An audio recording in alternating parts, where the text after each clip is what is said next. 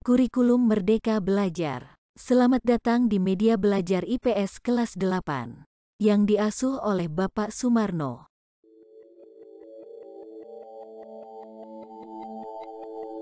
Yang belum subscribe, jangan lupa subscribe terlebih dahulu. Tema 3. Nasionalisme dan jati diri bangsa. Dengan pokok bahasan penjelajahan samudra, kolonialisme dan imperialisme di Indonesia. Dengan subpokok bahasan bagaimana kehidupan masyarakat Indonesia pada masa kolonialisme dan imperialisme, khususnya tentang kedatangan bangsa Barat di Indonesia. Tujuan dan indikator capaian pembelajaran. Setelah mengikuti pembelajaran ini, peserta didik diharapkan mampu 1. Mendeskripsikan hubungan kondisi geografis dengan kedatangan kolonialisme dan imperialisme di Indonesia. 2. Menganalisis pengaruh kolonialisme dan imperialisme di Indonesia. Proses kedatangan bangsa Barat di Indonesia. Pada tahun 1486, Bartholomeus Dias melakukan pelayanan pertama menyusuri pantai Afrika. Pada tahun 1511, Alfonso de Albuquerque dari Portugal menguasai Malaka dan pada tahun 1512 berhasil sampai di Maluku. Pada tahun 1521, Sebastian Elcano dari Spanyol berhasil berlabuh di Tidore. Sedangkan Cornelis de Houtman pada tahun 1595 memimpin ekspedisi ke Indonesia di pelabuhan Banten melalui Selat Sunda. VOC berdiri pada tahun 1602, mulai menguasai Indonesia. Kemudian pada tahun 1808, Herman William Danles diangkat menjadi gubernur jenderal.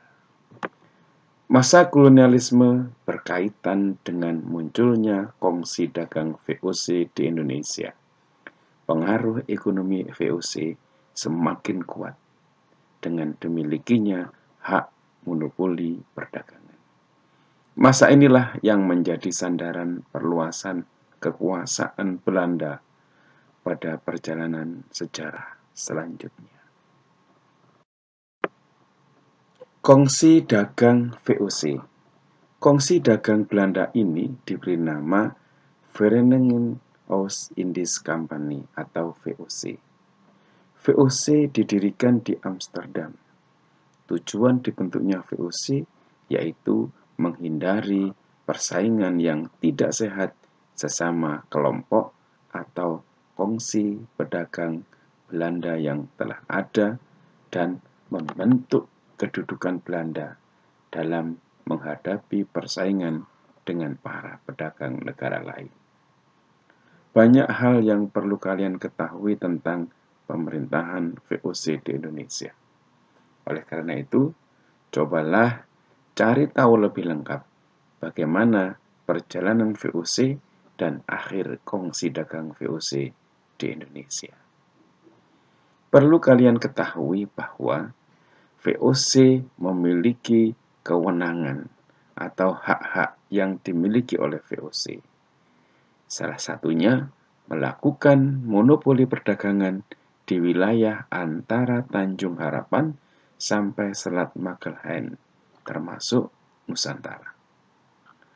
VOC juga mempunyai hak untuk membentuk angkatan perang sendiri, melakukan peperangan, mengadakan perjanjian dengan raja setempat, dan VOC juga punya hak mencetak dan mengeluarkan mata uang sendiri, mengangkat pegawai sendiri, dan memerintah di negeri jajahan.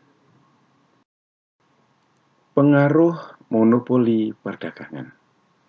Pada awal kedatangannya, bangsa-bangsa Barat diterima dengan baik oleh rakyat Indonesia. Seiring berjalannya waktu, Belanda mulai melakukan monopoli. Apakah yang disebut monopoli? Monopoli adalah penguasaan pasar yang dilakukan oleh satu atau sedikit perusahaan. Dan mengapa kerajaan-kerajaan di Indonesia membiarkan monopoli VOC? Kalian tahu jawabnya? Belanda memaksa kerajaan-kerajaan di Indonesia untuk menandatangani kontrak monopoli dengan berbagai cara. Salah satu caranya adalah politik adu domba atau dikenal dengan divide et impera. Siapakah yang diadu domba oleh Belanda? Belanda mengadu domba kerajaan satu dengan kerajaan yang lain atau antar pejabat kerajaan. Ketika terjadi permusuhan, maka Belanda akan memihak salah satunya. Keadaan inilah yang memperkeruh hubungan antar kerajaan di Indonesia. Pengaruh kebijakan kerja paksa. Pernahkah kalian mendengar istilah rodi atau kerja paksa? Bagaimana rasanya apabila bekerja karena terpaksa? Tentu saja, bekerja karena terpaksa hasilnya tidak sebaik pekerjaan yang dilakukan dengan sukarela. Melakukan pekerjaan karena dipaksa juga akan membuat seseorang menderita. Hal itulah yang dialami bangsa Indonesia pada masa penjajahan dahulu. Pemerintah Belanda menginginkan keuntungan sebanyak-banyaknya dari bumi Indonesia, sehingga menerapkan kebijakan kerja paksa. Lalu, bagaimana kerja paksa yang terjadi pada masa pemerintahan Hindia Belanda? Tahukah kalian? Kerja paksa dilakukan pada waktu pembangunan jalan raya pos pada masa Herman William Dendles.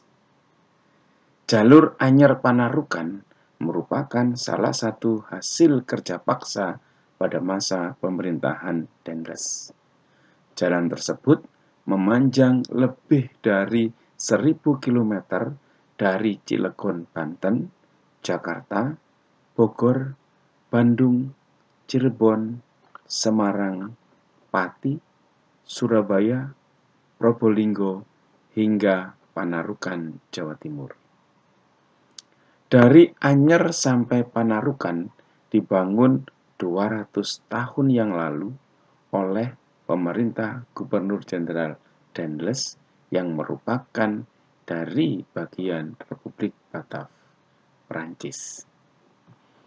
Gubernur Jenderal Dendles memerintah Indonesia tahun 1808 sampai 1811. Melakukan berbagai kebijakan seperti pembangunan militer, jalan raya, perbaikan pemerintahan, dan perbaikan ekonomi. Jalan tersebut dibangun dengan tujuan utama untuk kepentingan militer pemerintah kolonial. Selain untuk kepentingan pertahanan dan militer, jalur tersebut merupakan penghubung kota-kota penting di Pulau Jawa yang merupakan penghasil berbagai tanaman ekspor. Apa saja dampak yang disebabkan adanya pembangunan jalan Anyer Panarukan? Cobalah diskusikan dengan teman sebangku kalian. Pengaruh sistem tanam paksa. Pada tahun 1830, Van den Bosch menerapkan sistem tanam paksa atau kultur stelsel. Kebijakan ini diberlakukan karena Belanda menghadapi kesulitan keuangan akibat Perang Jawa atau Perang Diponegoro pada tahun 1825 sampai 1830 dan Perang Belgia tahun 1830 sampai 1831. Gubernur Jenderal Hindia Belanda ke-43 yang memerintah pada tahun 1830 sampai 1834. Ia pernah menjabat sebagai Komandan Genil, Menteri Urusan Kolonial, dan Menteri Negara. Ketentuan kebijakan pelaksanaan tanam paksa penuh dengan penyelewengan, sehingga semakin menambah penderitaan rakyat Indonesia. Banyak ketentuan yang dilanggar atau diselewengkan, baik oleh pegawai Belanda maupun pribumi. Penderitaan rakyat Indonesia akibat kebijakan tanam paksa ini dapat dilihat dari jumlah angka kematian rakyat Indonesia yang tinggi akibat kelaparan dan penyakit kekurangan gizi. Pada tahun 1870 terjadi kecaman atas kebijakan tersebut. Orang-orang Belanda yang menentang adanya tanam paksa tersebut diantaranya Baron van Hove, E.F.E. de Vosdakker atau Multatuli, dan L. Vitalis. Pada tahun 1870 keluarlah Undang-Undang Agraria atau Agraria Wits yang mengatur tentang prinsip-prinsip politik tanah di negeri jajahan, yang menegaskan bahwa pihak swasta dapat menyewa tanah, baik tanah pemerintah maupun tanah penduduk. Anak-anakku, sekarang waktunya kita berdiskusi. Buatlah 5 kelompok yang terdiri dari 6-7 anggota tiap kelompok. Kunjungilah perpustakaan sekolah, kemudian carilah buku tentang materi kolonialisme dan imperialisme. Buatlah mind mapping tentang materi kehidupan masa kolonialisme dan imperialisme di Indonesia. Dengan tema 1. Kedatangan bangsa Barat, Portugis, Spanyol, Inggris, dan Belanda. Yang kedua, persekutuan dagang atau VOC. Yang ketiga, perlawanan terhadap persekutuan dagang. Keempat, perlawanan terhadap pemerintahan Hindia Belanda. Kelima, kerja paksa. Keenam, sistem tanam paksa. Buatlah mind map semenarik mungkin menggunakan gambar dan pensil warna agar tampilan lebih menarik. Gunakan kertas plano atau kertas manila agar hasil mind map terlihat jelas. Presentasikan hasil map kalian di depan kelas dan mintalah masukan guru. Tidak perlu menjadi seseorang yang serba bisa. Tekuni saja salah satu bidang yang paling kamu suka. Kemudian, jadilah seseorang yang hebat dengan bidang tersebut. Berbakti untuk negeri. Sumarno Guritno, blogspot.com. Akhirul kalam, wassalamualaikum warahmatullahi wabarakatuh.